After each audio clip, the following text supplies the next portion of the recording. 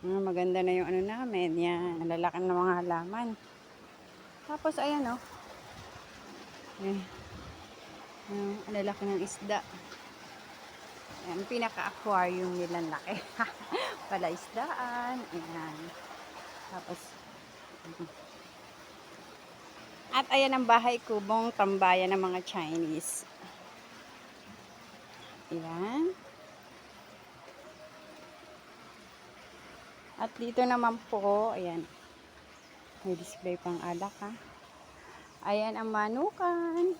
Ayan, laki na neto. Ayan ang mga manukan. At may rabbit pa sila. Ayan, may rabbit pang aming alagang. Ayan pa may chicken, mga panabong. Ayan. Naka-display. At yan na nga, medyo lumalaki-laki na ang aming mga tanim. Tignan natin dito. Ayan, isang palaisdaan din ang gagawin dyan. Ayan, medyo maganda na siya. Yung mga tanim-tanim, maliliit pa. Pechay, kangkong, talbos. Ayan.